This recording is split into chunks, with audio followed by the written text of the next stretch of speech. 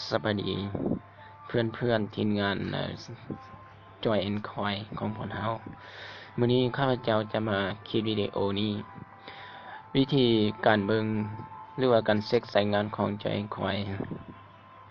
ก่อนอื่นเบิ่งเฮาบ่มีหยังก็ได้มีเพียงแต่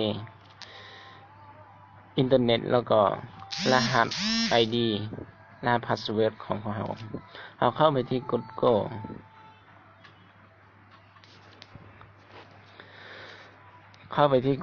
แล้วพิมพ์เสิร์ชใส่งานจอยแอนคอยหรือว่าพิมพ์เป็นภาษาก็ได้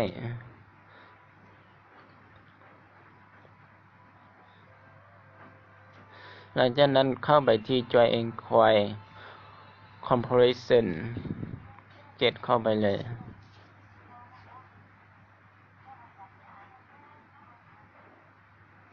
โอเคเมื่อเป็นอย่างนี้ครับชื่อว่าเข้าไปที่เหตุหลังจากนั้นเข้าไปที่ใส่เป็นรหัส ID นะตัวนี้มื้อนี้เราจะมาเบิ่งรหัสของท่านสุขสยามวงศ์สงฆ์โอเค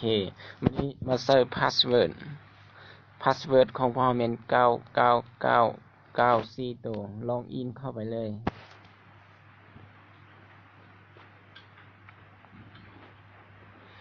โอเคออกมาแล้ว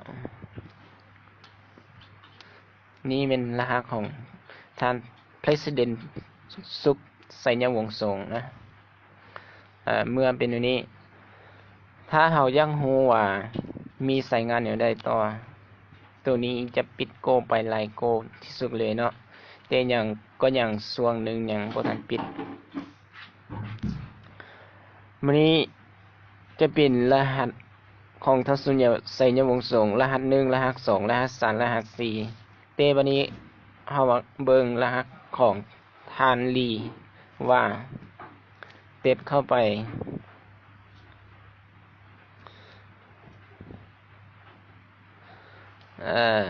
ออกมาแล้วปิดไปหลายโกเกิน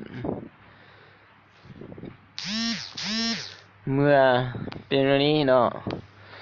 ถ้าเจ้าอย่าเบิ่งต่อไปเบิ่งของท่านซื้อเข้าไปเลย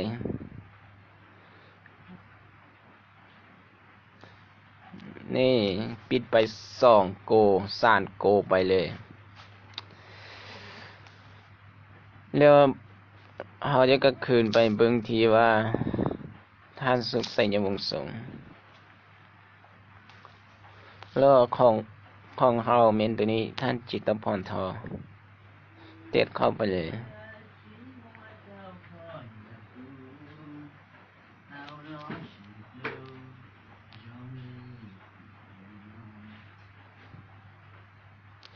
ออกมาแล้วปิดไป2โกข้าพเจ้ามีทีมงานหรือว่าสมาชิกไปไล่เติกได้ว่ายังขาดมาบรรยันโตแล้ว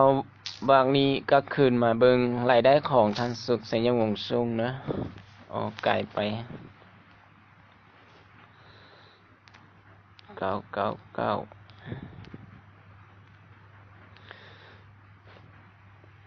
เฮามาเบิ่งรายได้ของท่านสุขสยามวงศ์สงฆ์ว่ามื้อนี้เราจะได้เงินหรือบ่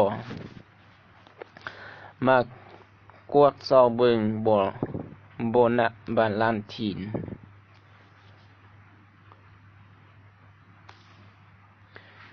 ได้ไปจริงๆเลย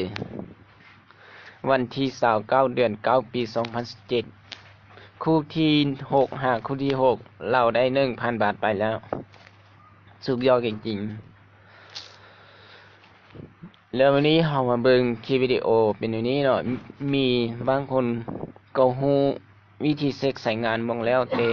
ข้าพเจ้าเลยคลิปวิดีโอนี้ให้เพื่อให้ผู้ที่ว่ายังบ่ทันฮู้เนาะแต่ถ้าคลิปบ่ได้ดีก็ขอโทษขออภัยเพราะว่านี้จะเป็นคันทำอิฐของข้าพเจ้า